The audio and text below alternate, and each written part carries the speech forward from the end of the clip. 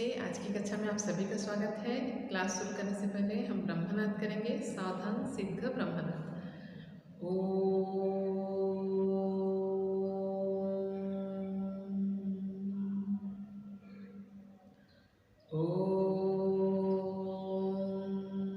शांति शांति शांति। स्वस्थ। तो हम लोग पढ़ रहे हैं पाठ बाजार दर्शन, और मुझे उम्मीद है कि बाजार दर्शन पाठ आप लोगों को बहुत अच्छा लग रहा होगा, क्योंकि बाजार शब्द सुनते ही आप लोगों के मन में कुछ नया उत्साह, नई उमंग आती होगी कि बाजार जाएंगे, क्या क्या सामान खरीदेंगे। तो ये पाठ आपके लिए बहुत ही उपयोगी पाठ है कि बाजार किस तरह जाना चाहिए और आपके मन में क्या क्या होना चाहिए, उससे संबंधित ये पाठ है। तो आप लोग इस पाठ को सुनकर बहुत इसका मज़ा उठा सकते हैं, लेकिन थोड़ा ध्यान से सुनिए कि क्या क्या उसके माध्यम से क्या क्या बोला गया है। ठीक है, लेखक आप सभी को क्या समझाना चाहते हैं उस बात को भी आप ध्यान में रखिए। ठीक है, तो पाठ को पढ़ाने से पहले कुछ प्रश्न हम पूछेंगे कि मित्र, लेखक के जो मित्र थे उनका कहना था कि यह सब पत्नी की क्या है। लेखक के मित्र का कहना था कि यह सब पत्नी की क्या है, महिमा है। ठीक है,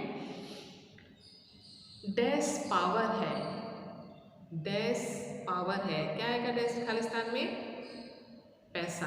पैसा क्या है, पावर है। ठीक है, वे डैश सामान को डैश समझते थे, वे डैश सामान को फिजूल समझते हैं। डैश सामान को, किस सामान को, फिजूल सामान को वो फिजूल समझते हैं।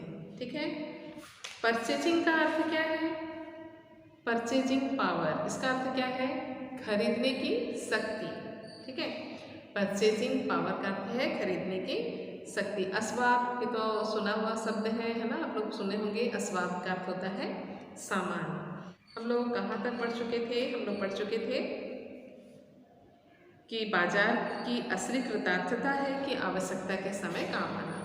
बाजार का महत्व तभी होता है जब वो आपके ज़रूरत के समय वो काम में आए। ठीक है, तो उसके आगे हम पढ़ेंगे, ध्यान से सुनिए, पेज नंबर 99। लेखक कहते हैं कि यहाँ एक अंतर चिन्ह लेना जरूरी है। मतलब अंतर चिन्ह का अर्थ है यहाँ पे थोड़ा देर के लिए हमें रुकना चाहिए, सोचना चाहिए। क्या सोचना चाहिए, वो कहते हैं मन खाली नहीं रहना चाहिए। अर्थात जब हम बाजार जाएंगे तो उस वक्त हमारा मन जो है वो खाली ना रहे। इसका मतलब ये नहीं है कि वह मन बंद रहना चाहिए। इसका मतलब वो कहते हैं कि खाली नहीं रहना चाहिए, इसका मतलब ये भी नहीं है कि वो मन हमेशा के लिए बंद रहना चाहिए। जो बंद हो जाएगा वह शून्य हो जाएगा। फिर वो कहते हैं कि जो बंद हो जाएगा वो शून्य हो जाएगा। इसका अर्थ क्या है, मान लो कि आपके मन में कोई चाह ही नहीं रहेगी तो आप क्या हो गए, शून्य हो गए। मतलब आप तो कुछ जानते नहीं है, अच्छा क्या है, बुरा क्या है, क्या लेना है, क्या नहीं लेना है, तो आप क्या हो गए, वहाँ पर शून्य हो गए। तो फिर लेखक कहते हैं शून्य होने का अधिकार बस परमात्मा का है। शून्य होने का अधिकार किसका है, परमात्मा का है, जो सनातन भाव से संपूर्ण है। ठीक है, अर्थात वो परंपरा अनुसार वही पूरा पूर्ण है। हम सब क्या हैं, अपूर्ण है। ठीक है, शेष सब अपूर्ण, हम सब क्या है, अपूर्ण है। इससे मन बंद नहीं रह सकता, इसलिए हमारा मन जो है वो बंद नहीं रह सकता। हमारे मन के अंदर बहुत सारी चाह, बहुत सारी इच्छाएं वो उत्पन्न होगी ही। अगर हम सोचेंगे कि हमारे मन में कोई चाह ना जगे, कोई इच्छा ही ना जगे, तो हम क्या हो जाएंगे, शून्य हो जाएंगे। ठीक है, सब इच्छाओं का निरोध कर लोगे, यह झूठ है। फिर लेखक कहते हैं कि सभी इच्छाओं को हम रोक लेंगे, ये सच नहीं है। ठीक है, सभी इच्छाओं को हम नहीं रोक सकते हैं। अगर रोक लेंगे, हम सोचते हैं, तो ये बात झूठ है। और अगर इच्छा निरोध स्तंभ का ऐसा ही नकारात्मक अर्थ हो तो वह तब झूठ है। अगर इच्छाओं का निरोध कर लेना हम ऐसा कहते हैं तो ये क्या है, झूठ है। ठीक है, और वैसे तब की राह रेगिस्तान को जाती होगी। और अगर सारी इच्छाओं को हम बंद कर लेंगे तो हमारी जो इच्छा हमारे अंदर में कुछ नहीं रहेगा और हमारा जो राह है वो किस तरफ होगा, मरुस्थल, अर्थात हमें कुछ भी नहीं मिलेगा। ठीक है, मोक्ष की राह वो नहीं होगी, वो राह मुक्ति का मार्ग हमारे लिए, मोक्ष अर्थात मुक्ति का मार्ग वो नहीं होगा। अर्थात अगर हम सारी इच्छाओं को बंद कर दें, सारी हमारे मन के अंदर किसी भी तरह की चाह या इच्छाओं को उत्पन्न ना होने दें। फिर वो कहते हैं डांट देकर मन को बंद रखना पड़ता है, मन बंद कर रखना पड़ता है। हम अपने मन को डांट करके बंद करके रखते हैं कि मतलब नहीं, ये चीज़ हमें नहीं चाहिए, ऐसा सोचकर हम अपने मन को बंद रखते हैं कि नहीं नहीं नहीं, ये चीज़ हमें नहीं चाहिए, ये सब हमारे लिए नहीं होगा, ऐसा सोचकर हम बंद रखते हैं। मतलब हमारे मन में इच्छाएं उत्पन्न होती हैं, लेकिन हम उस इच्छाओं को दबा कर रखते हैं, अर्थात रोक लगाते हैं डांट कर। ठीक है, लोभ का यह जीतना नहीं है। इसका मतलब ये नहीं है कि हमने उस लोभ पर काबू कर लिया, ये जीतना नहीं है। जहाँ लोभ होता है यानी मन में, अगर मन में हमारा लोभ होता है वहाँ नकार हो, मतलब लोभ भी उत्पन्न हो रहा है और उसको हम नकार कर रहे हैं, यह तो लोभ की ही जीत हुई। अर्थात लोभ उत्पन्न हुआ लेकिन हम उस लोभ को दबा रहे हैं, तो ये जीत किसकी हुई, लोभ की ही जीत हुई और आदमी की हार। और वहाँ पर मनुष्य की क्या हो रही है, हार हो रही है। तुम्हारे अंदर तो लोभ अपने आप उत्पन्न हो रहा है, ठीक है, तो वहाँ पर लोभ, और उसको तुम जबरदस्त दबा रहे हो, तो वहाँ पर लोभ की जीत है, मनुष्य की हार। ठीक है, फिर वो एक उदाहरण, बहुत अच्छा उदाहरण दे रहे हैं। देखो, आँख अपनी फोड़ डाली। वो कहते हैं कि मान लो कि हमें बहुत सारी चीज़ें दिखती हैं, दिखता है तभी हमारे मन में लोभ उत्पन्न होता है, इसलिए हम ऐसा करते हैं कि अपनी आँख को फोड़ डालते हैं। अर्थात फोड़ डालो मतलब सच में मत फोड़ो, मान लो कि आँख बंद कर दो, ठीक है, तब लोभनी के दर्शन से बचे तो क्या हुआ।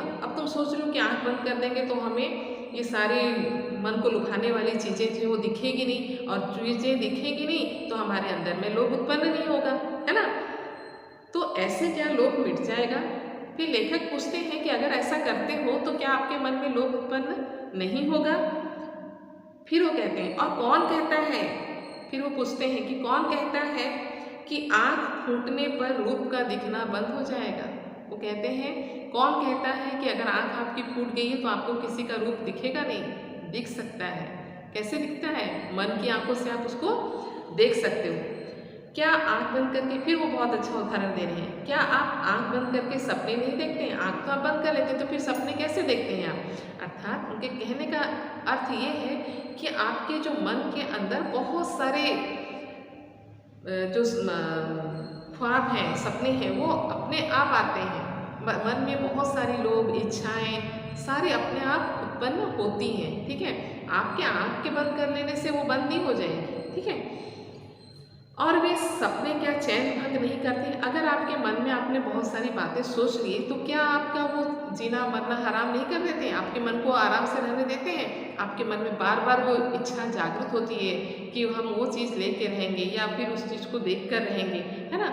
तो आपके आँख बंद कर देने से या आँख फोड़ डालने से आपके सपने बंद नहीं होते हैं, आपकी इच्छाएं बंद नहीं होती हैं। ठीक है, इससे मन को बंद कर डालने की कोशिश तो अच्छी नहीं। फिर लेखक कहते हैं कि इसका मतलब ये हुआ कि पूरा मन को बंद कर लेना ये अच्छी कोशिश नहीं, वो अकारत है, अर्थात वो नकारात्मक है। यह तो हट वाला योग है, यह तो जिद से हम अपना योग कर रहे हैं, जिद से हम अपने आप को रोक रहे हैं। शायद हट ही हट योग नहीं, जहाँ पर सिर्फ जिद है कि हम अपने मन को काबू में रखना है, ये कोई योग या तपस्या नहीं हुआ। इससे मन कृश भले हो जाए, कृश का अर्थ होता है कमजोर, इससे हमारा मन भले कमजोर हो जाए, और पीला और असक्त जैसे विद्वान का ज्ञान। और पीला और असक्त अर्थात हमारे मन के हमारे अंदर में बहुत सारे इच्छाएं हैं, लेकिन हम उन इच्छाओं को प्रकट नहीं कर पा रहे हैं, मतलब उसका प्रयोग हम नहीं कर पा रहे हैं। जिस तरह से एक विद्वान के पास बहुत सारा ज्ञान है लेकिन वो अपने ज्ञान को दिखा नहीं पा रहा है, ठीक है, तो वह मुक्त ऐसे नहीं होता। तो कहते हैं कि तो मन जो है हमारा ऐसे मुक्त नहीं होता। इससे वह व्यापक की जगह संकीर्ण और विराट की जगह क्षुद्र हो जाता है, क्षुद्र हो जाता है। अर्थात इससे हमारा मन जो है, अगर हम उसको जोर जबरदस्ती हमारे मन को हम अपने काबू में कर रहे हैं तो वह विस्तार की जगह क्या हो जाएगा, संकीर्ण हो जाएगा, पतला हो जाएगा, छोटा हो जाएगा। हमारी सोच जो है वो पूरी छोटी हो जाएगी, निम्न स्तर की हो जाएगी। और विराट की जगह क्या हो जाएगा, क्षुद्र हो जाएगा, बहुत छोटा हमारा मन हो जाएगा। इसलिए उसका रोम रोम मूंद कर अर्थात उसके छोटे छोटे छिद्रों को अगर हम बंद कर देते हैं, छोटी छोटी सोच को अगर हम बंद कर देते हैं, मूंद कर बंद तो मन को करना नहीं चाहिए। क्या कह रहे हैं कि मन में जो छोटी छोटी भी इच्छाएं हैं, अगर उसको हम दबा देते हैं तो ऐसा करना हमारे लिए अच्छा नहीं है। ठीक है, बंद नहीं करना चाहिए। वह मन पूर्ण कब है, ठीक है, मन कब पूर्ण होगा, अगर हम सारे चीज़ों को पूरा सोच को हम अगर अपने अंदर पे रखकर सीमित में रख देते हैं, बंद कर देते हैं, तो वो मन पूर्ण कभी भी नहीं होगा। हम में पूर्णता होती, अगर हम ऐसा कर लेते हैं तो अगर सभी तरह से हम अपनी सोच को अगर अपने काबू में कर लेते हैं तो वो पूर्ण हो जाएगा, लेकिन हम पूर्ण नहीं हैं। ठीक है, हमारा मन कभी भी पूर्ण नहीं है। हम में पूर्णता होती तो परमात्मा से अभिन्न हम महाशून्य ही ना होते। अगर हम संपूर्ण रूप से पूर्ण होते तो हम क्या होते, परमात्मा की तरह महाशून्य होते। ठीक है, अपूर्ण है इसी से हम हैं, हम अपूर्ण हैं इसलिए हम क्या है, हम मनुष्य ही हैं, देवता नहीं है। सच्चा ज्ञान सदा इसी अपूर्णता के बोध को हम में गहरा करता है। और एक मनुष्य अगर सच्चा ज्ञान ग्रहण कर लिया तो वही जान सकता है कि हम क्या है, हमको क्या चाहिए और क्या नहीं चाहिए। हमें अपूर्णता के बोध को गहरा करता है। हम पूरी तरह से अपूर्ण हैं, हम अपने आप पर काबू मतलब जितना चाहिए उतना रख सकते हैं, पूरी तौर से नहीं रख सकते हैं। ये हमको सच्चा ज्ञान ही देता है। सच्चा कर्म सदा इस अपूर्णता की स्वीकृति के साथ होता है। अतः उपाय कोई वही हो सकता है जो बलात् मन को रोकने को ना कहे, जो मन की भी इसलिए सुने क्योंकि वह अप्रयोजनीय रूप से हमें नहीं प्राप्त हुआ है। ठीक है, अप्रयोजनीय अर्थात योजना का अप्रत्याशित रूप, ठीक है, वो ऐसे ही हमें नहीं मिला है।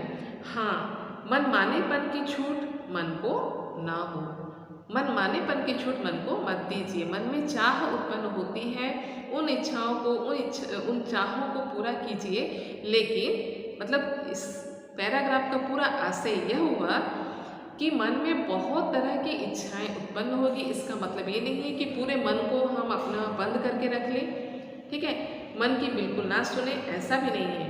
वो कहते हैं कि मन को मनमानेपन की छूट ना दें, अर्थात जो भी चीज़ चाहा वो सारी चीज़ों को हम कर लें, ऐसा छूट मन को ना दो। ठीक है, क्योंकि वह अखिल का अंग है, खुद कुछ नहीं है। अखिल का अंग है, वो पूरा संपूर्ण है। ठीक है, किसका अंग है, वो भगवान की देन है। ठीक है, वो खुद कुछ नहीं है, इसलिए हम उसको पूरी तौर से बंद नहीं कर सकते हैं। आगे फिर बताते हैं, देखो, पड़ोस में एक महानुभाव रहते हैं जिनको लोग भगत जी कहते हैं। लेखक के पड़ोस में और एक महानुभाव रहते हैं और उनका नाम है भगत। चूरन बेचते हैं। क्या करते हैं वो, चूरन बेचते हैं। यह काम करते जाने उन्हें कितने बरस हो गए, पता नहीं उनको कितने बरस हो गए वो चूरन बेचते हैं। लेकिन किसी एक भी दिन चूरन से उन्होंने 6 आने पैसे से ज़्यादा नहीं कमाए। इतने दिन हो गए चूरन बेच रहे हैं, लेकिन वो रोज का 6 आने का ही चूरन बेचते हैं, उससे ज़्यादा का नहीं। चूरन उनका आसपास सरनाम है। उनका चूरन जो है आसपास में बहुत प्रसिद्ध है और खुद खूब लोकप्रिय है, और वो खुद भी बहुत लोकप्रिय हैं। कहीं व्यवसाय का गुर पकड़ लेते। गुर का अर्थ होता है अमोघ साधन या फिर अत्यंत अच्छी युक्ति, अमोघ साधन। ठीक है, और उस पर चलते तो आज खुशहाल क्या मालामाल होते। अगर उसका वो उसी व्यवसाय को अच्छी तरह से अपना लेते तो पता नहीं आज वो क्या होते। क्या कुछ उनके पास न होता। इधर 10 वर्षों से मैं देख रहा हूँ, उनका चूरन हाथों हाथ जाता है। लेखक देख रहे हैं कि उनका चूरन जो है हाथों हाथ, मतलब आते सही थे वो फटाफट बिक जाता है। पर वह ना उसे थोक में देते हैं, ठीक है, ना व्यापारियों को बेचते हैं। ना तो वो ढेर का ढेर एक साथ किसी को देते हैं, ना तो ही व्यापारियों को, कुछ कुछ व्यापारियों को चुनकर वो देते, ऐसा भी नहीं करते हैं। पेस्ट की ऑर्डर कोई नहीं लेते, अर्थात पहले से कुछ पैसे जैसे कि एडवांस वगैरह भी वो कुछ नहीं रखते। बंधे वक्त पर आते, अर्थात सही समय पर आते।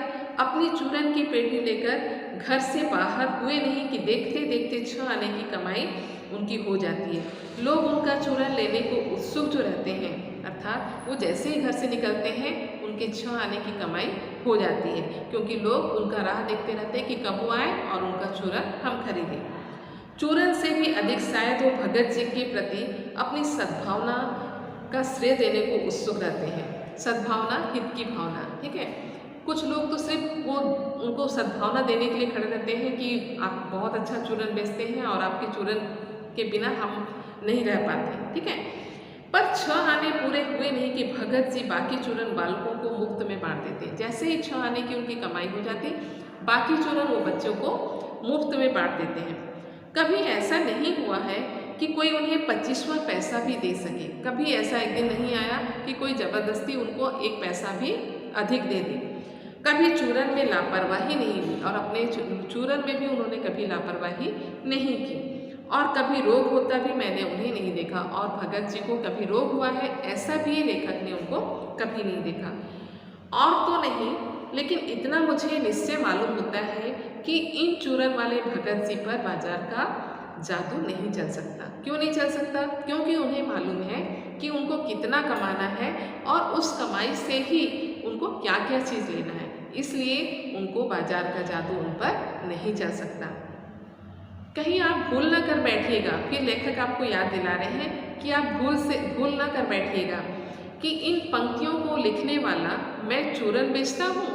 आप भूल से भी ये मत सोचिएगा कि मैं जो ये लिखा हूँ मैं चूरन बेचने वाला हूँ, ठीक है जी नहीं। ऐसी हल्की सी भी बात ना सोचिएगा, आप ऐसा बिल्कुल नहीं सोचेंगे।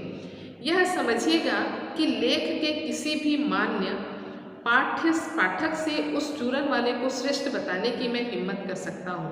वो कह रहे हैं कि हम लोगों से भी ज़्यादा श्रेष्ठ मैं उसको बताना चाहता हूँ। किसको? भगत जी को। क्या जाने उस भोले आदमी को अक्षर ज्ञान तक भी है या नहीं, और बड़ी बातें तो उसे मालूम क्या होगी, और हम आप न जाने कितनी बड़ी बड़ी बातें जानते हैं। इससे यह तो हो सकता है कि वह चूरन वाला भगत हम लोगों के सामने एकदम नाचीज आदमी हो। लेकिन आप पाठकों की विद्वान श्रेणी का सदस्य होकर भी मैं यह स्वीकार नहीं करना चाहता हूँ कि उस अपदार्थ प्राणी को वह प्राप्त है जो हम में से बहुत कम को शायद प्राप्त है। उस पर बाजार का जादू वार नहीं कर सकता, अर्थात वो ज़्यादा पढ़ा लिखा भी नहीं है। हम बहुत कुछ पढ़ लिख कर हम कुछ अच्छा और बुरा सब कुछ जान सकते हैं, लेकिन मुझे लगता है, लेखक कहते हैं, मुझे लगता है कि ऐसा उसके पास इतना ज्ञान भी शायद ना हो, लेकिन फिर भी उस पर बाजार का जादू नहीं चलता है।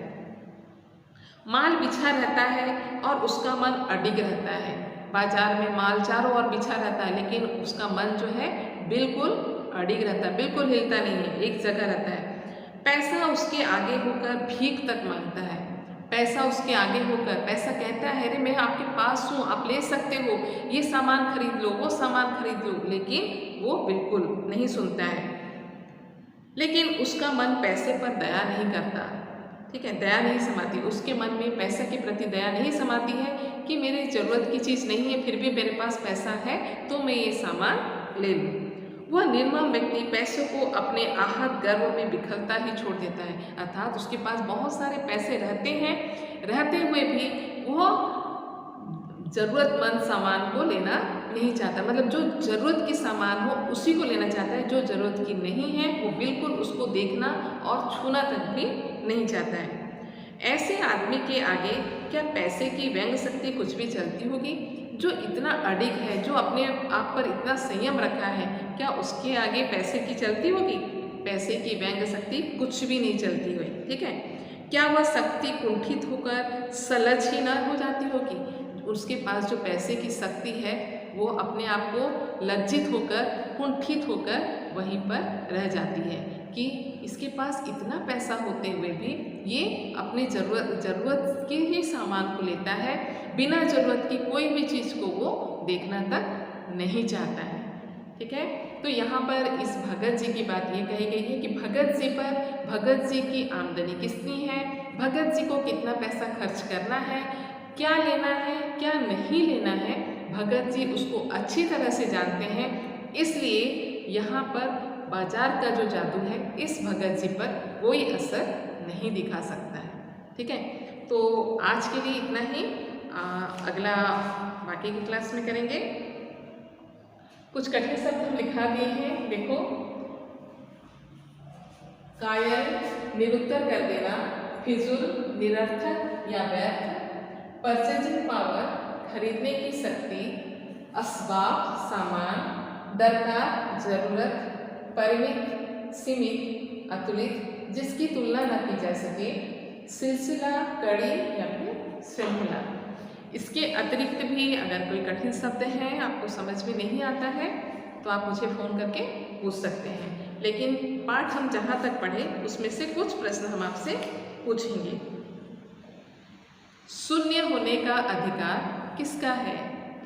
शून्य होने का अधिकार किसका है? शून्य होने का अधिकार परमात्मा का है। सच्चा ज्ञान क्या करता है? सच्चा ज्ञान हम अपूर्ण हैं, सच्चा ज्ञान इसी अपूर्णता का बोध कराता है। सच्चा ज्ञान क्या करता है? सच्चा ज्ञान कहता है कि हम अपूर्ण हैं और इसी अपूर्णता का ज्ञान हमें कराता है। मनमानेपन की छूट मन को क्यों नहीं होना चाहिए? मनमानेपन की छूट मन को ना हो क्योंकि मन जो है वो अखिल का अंग है, खुद कुछ नहीं है। आज के लिए इतना ही, आगे का हम अगले क्लास में पढ़ाएंगे। धन्यवाद।